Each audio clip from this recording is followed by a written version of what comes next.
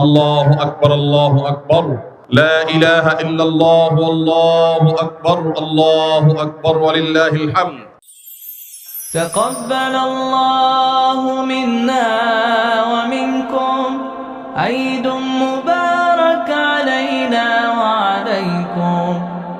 الله أكبر، الله أكبر، الله أكبر، لا إله إلا الله. الله أكبر، الله أكبر، ولله الحمد. যথেষ্ট দায়িত্বশীল হতে হবে ব্যয়ের ক্ষেত্রে। আমরা মিতব্যয়ী হব, বিদ্যুৎ থেকে নিয়ে জ্বালানি পর্যন্ত, এমনকি ঘরের ছোটখাটো বিষয় পর্যন্ত আমরা খুবই মিতব্যয়িতার সাথে ব্যবহার করার চেষ্টা করব ইনশাআল্লাহ। আমাদের সংকটময় পরিস্থিতিতে বেঁচে থাকা, টিকে থাকার জন্য সবচেয়ে অপরিহার্য বিষয় হলো খাদ্য।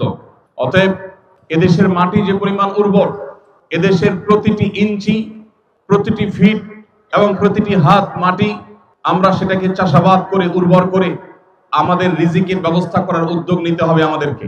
আমাদের আশেপাশে কোনো খালি জায়গা যেন না থাকে। সবাই যদি উদ্যোগ নেই, প্রতিটা জায়গা যদি আমরা চাষাবাদ করবার চেষ্টা করি, ইনশাআল্লাহ সংকটময় পরিস্থিতিতে আমাদের টিকে থাকার একটা ব্যবস্থা আল্লাহ তাআলা আমাদেরকে দান করবেন। এবং সবচেয়ে বড় বিষয় হলো একজন মুসলমান হিসাবে আল্লাহর কাছে আমাদেরকে রোনাজারি করা, তওবা ইস্তেগফার করা। আল্লাহ রাব্বুল আলামিন বিশ্বের পরিস্থিতি যেন স্বাভাবিক করেন, মাজলুমদের জুলুম যেন আল্লাহ তাআলা এর প্রতিকার করে দেন, আর আমাদেরকে যেন আল্লাহ তাআলা টিকে থাকার ব্যবস্থা করেন, বলুন আমিন। ঢাকা শহরের মধ্যে এরকম একটা খোলা মাঠে ঈদের আয়োজন আমাদের আনন্দকে অনেক বেশি বাড়িয়ে দিচ্ছেন। আমি আমার আব্বুর সাথে আসছি, আর এখানে এসে আমার খুব ভালো লেগেছে। খুবই আনন্দদায়ক পরিবেশ, যেখানে বাচ্চাদের জন্য অনেক খেলাধুলার ইভেন্ট আছে। ঢাকা শহরের মধ্যে একটা খোলা মাঠে ঈদের নামাজ আদায় করা সত্যি এটা খুবই আনন্দদায়ক ব্যাপার।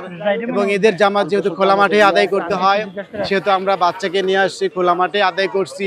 আমি শায়েখ আহমদুল্লাহর কাছে এই প্রথম দেখা হলো, তার সাথে দেখা করে অনেক ভালো লাগছে, তার সাথে মোসাফা করে ভালো লাগছে। আমরা পুরো পরিবার সহকারে এখানে আসছি। আলহামদুলিল্লাহ, এরকম আয়োজন করার জন্য তাকে অসংখ্য ধন্যবাদ। আলহামদুলিল্লাহ, এখানে এসে আমার অনেক